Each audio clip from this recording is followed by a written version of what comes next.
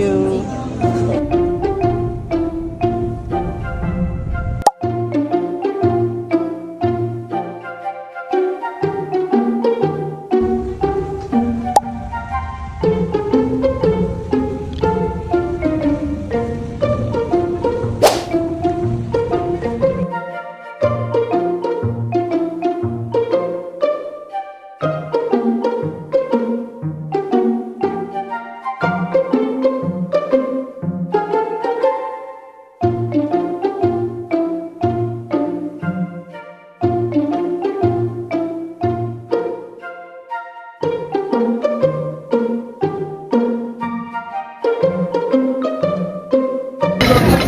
Ginataang munggo. Ginataang munggo. Tama ba? Malutong talaga yung munggo. Hindi dapat, di ba? Parang hindi luto yung munggo or undercook siya.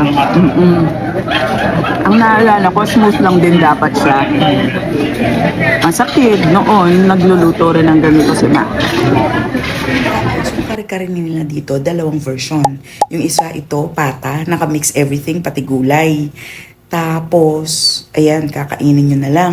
Tapos, ito naman, nakaseparate ang sauce. Nakaseparate yung lechon kawali na crispy. May option din kayong lagyan nyo ng gulay of your preference. Yung pechay, yung talong. Ayan, yan yung pata na kinuha ko. Nakamix lahat. It's good, it's good, it's good. Ano ba tawag dito? Susok? Susok. Pero parang may ginatan kasi may white. Titikman ko. Hindi ako sure kung nakakain na ako nito. Sorry.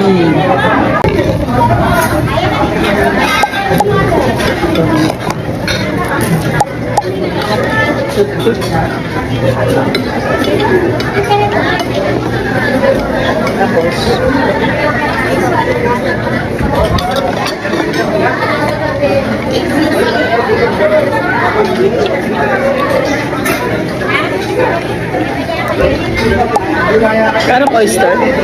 Parang oyster to. Hindi siya. Hindi siya. Nakakatakot.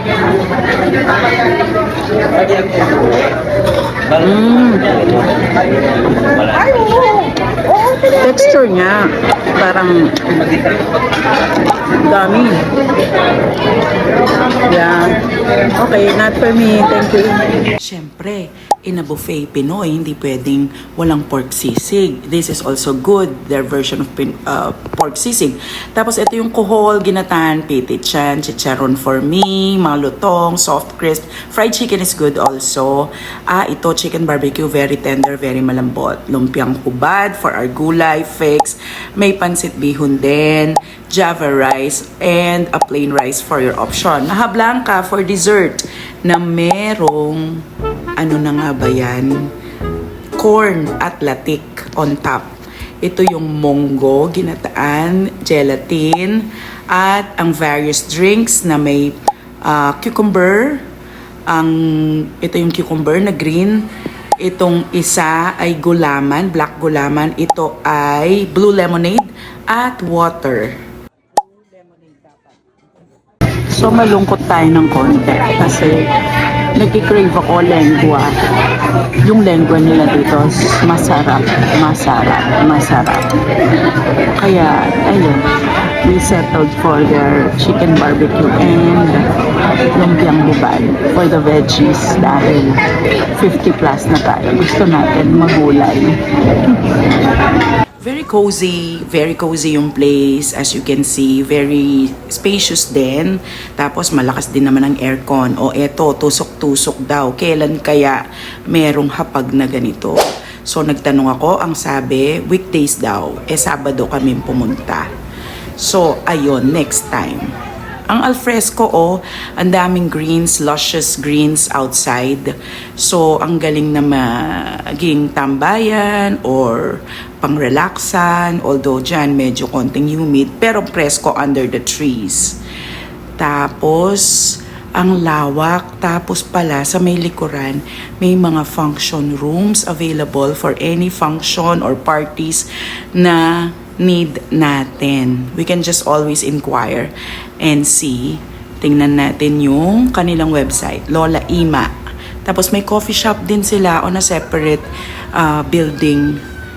So yun lang. Oy, Nina. Like, share, comment, subscribe.